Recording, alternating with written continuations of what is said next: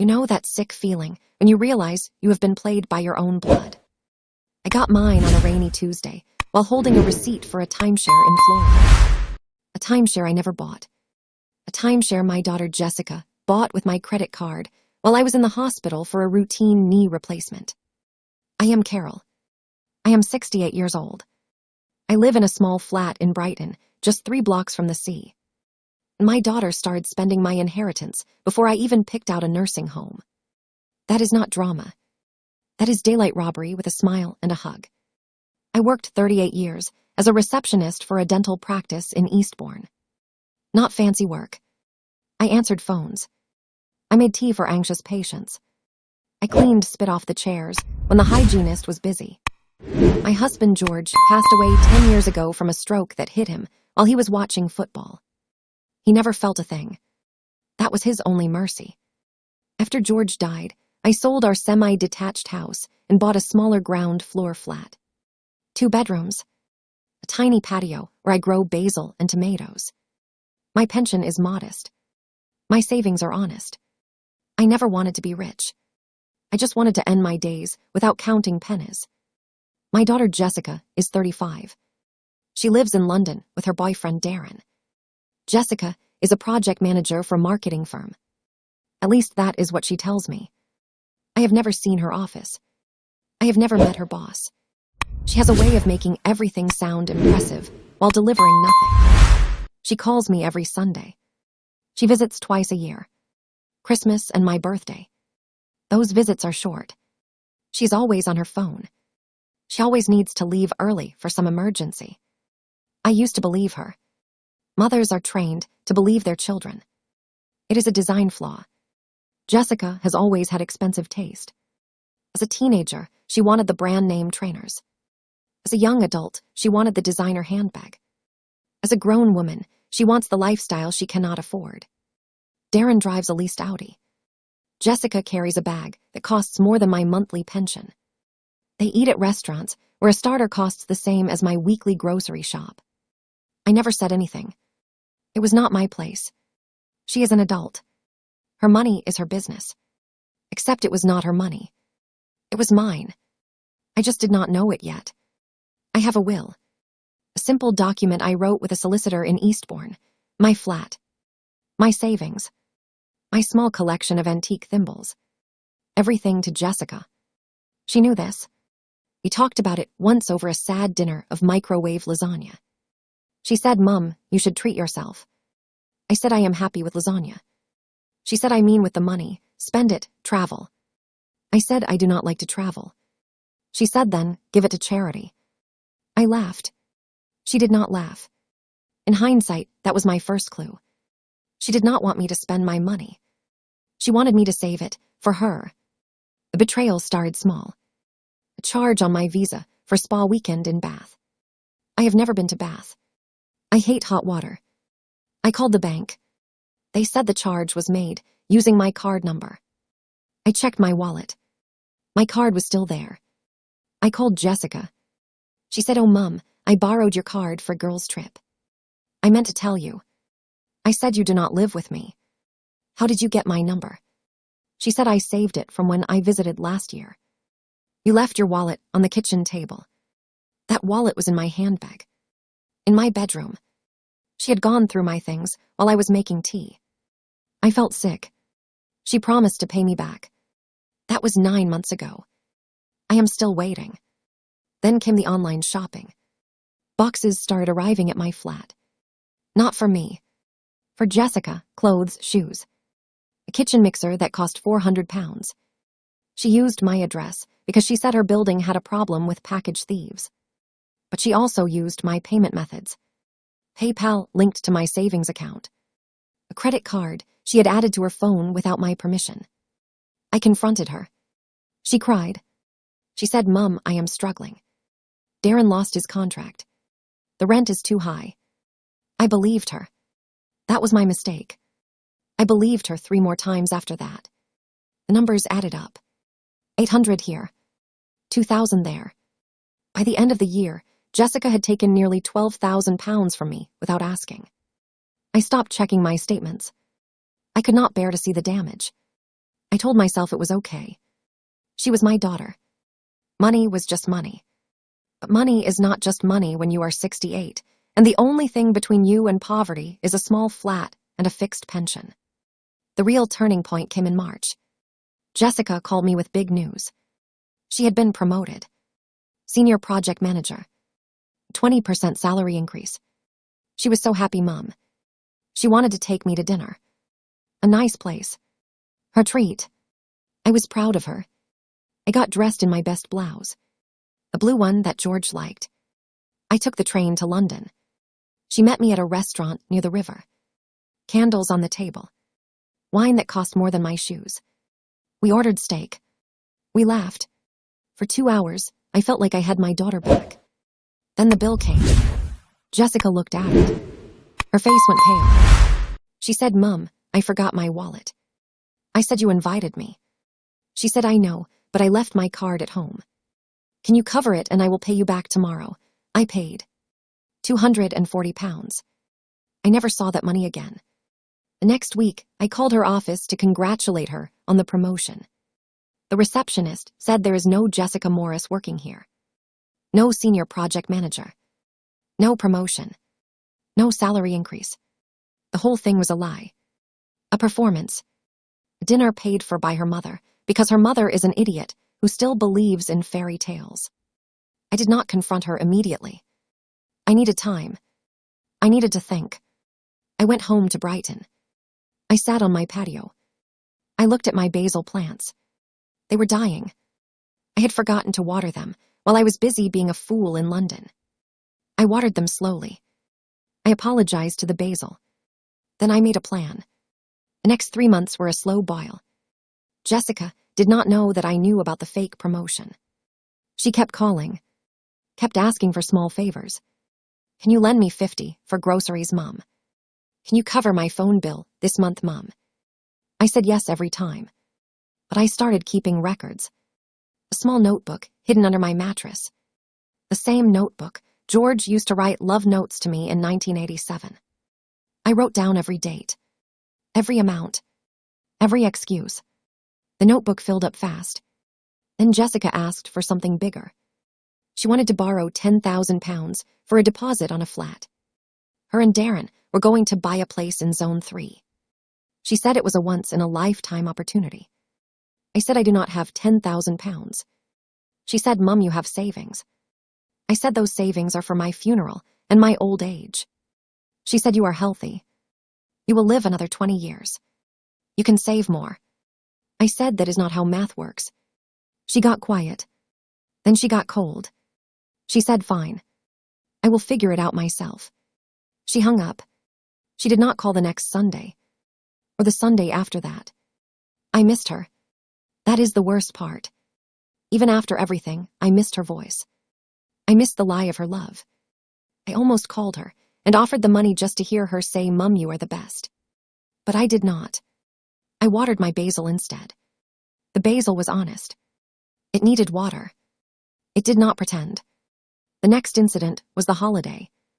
Jessica and Darren went to Portugal for 10 days. I saw the photos on Facebook. White beaches, pink drinks, a hotel with a pool shaped like a guitar. I was happy for her. She deserved a break. Then my credit card bill arrived. There was a charge for £3,000 from a travel agency in Lisbon. I called Jessica. She said, oh, we used your card for the hotel deposit. It will be refunded. I said, you did not ask. She said, I knew you would say yes. I said, you did not ask. She said, Mum, stop being dramatic. I said, I am not being dramatic. I am being stolen from. She laughed. She actually laughed. She said, you cannot steal from family. Family shares. I said there is a difference between sharing and taking. She said, I do not have time for this. She hung up. The deposit was never refunded. The discovery came through a piece of mail that was not mine. A letter arrived at my flat addressed to Jessica. She still used my address for her banking. I should have returned it unopened. I did not. I opened it. It was a loan agreement from a private lender. Jessica had borrowed £25,000 using my flat as collateral. My flat. My name was on the document. She had forged my signature. I recognized the forgery. She had practiced my signature for years on birthday cards and permission slips. Now she used that skill to put my home at risk. I sat on my sofa for 2 hours. I did not cry. I did not scream. I just sat. Then I called a solicitor. A woman named Patricia from a small firm in Hove. Patricia was calm and direct. She said, "Mrs. Morris, you have 2 choices. You can report the forgery to the police. That will lead to criminal charges. Or you can file a civil restriction on your property. That will block any further loans. But you cannot undo what has already been done. The loan is in your name. You are liable unless you report the crime." I chose the restriction first. I went to the land registry. I filed a notice that said no one could borrow against my flat without my personal signature witnessed by a solicitor. That cost me £150. Money well spent. Then I called Jessica. She did not answer. I left a voice message. I said, "I know about the loan. I have filed a restriction. Do not contact me until you are ready to tell the truth." She called back 7 hours later. She was crying. She said, "Mum, I am sorry. I was desperate. Darren left me. He ran up debts in my name. I did not know what else to do. I said, you could have asked me." She said, "You would have said no." I said, "You are right. I would have said no, because that loan would have cost me my home." She said, "I would have paid it back." I said, "You have never paid back a single thing." She said, "That is not true." I said, "Show me the proof." She had no proof. She had nothing but tears and excuses. I did not want revenge. I wanted safety. I met with Patricia again. We drafted a new will. My flat would go to my niece, Karen. Karen is 42. She lives in Dover. She works as a librarian. She has never asked me for a penny. She sends me postcards from her holidays. She calls on my birthday. She is not flashy. She is just good. The savings account would be split between Karen and a local cat rescue. The antique thimbles would go to Jessica. That was not cruelty. That was honesty. Jessica valued things. She did not value people. So I gave her things. I also opened a new bank account, a different bank. One Jessica did not know about. I transferred my remaining savings there. I closed the old account. I changed all my passwords to random words. Basil, Thimble, George, Brighton. Nothing she could guess. I felt like a spy in my own life. But I also felt safe for the first time in years. I told Karen about the will.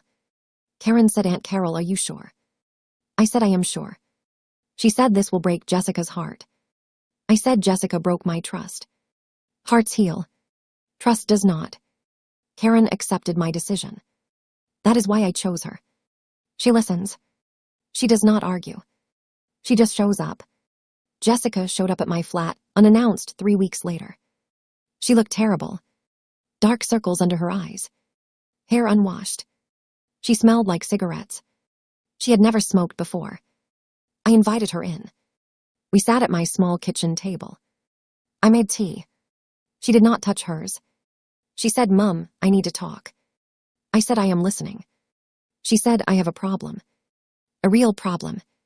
Not money, gambling. I started 2 years ago, online. Small bets. Then bigger bets. I lost everything. My savings. Darren's savings.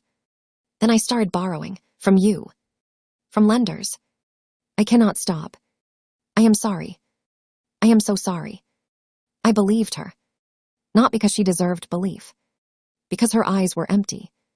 The same empty I saw in George's eyes the week before his stroke. A person who has given up. I reached across the table. I took her hand. Her fingers were cold. I said, "I forgive you, Jessica. But I cannot save you. You have to save yourself. There are programs, meetings, help. I will drive you to a meeting if you want. But I will not give you another pound, not one." She nodded. She did not argue. She did not promise. She just nodded. Then she left. She left her tea untouched. I poured it down the sink.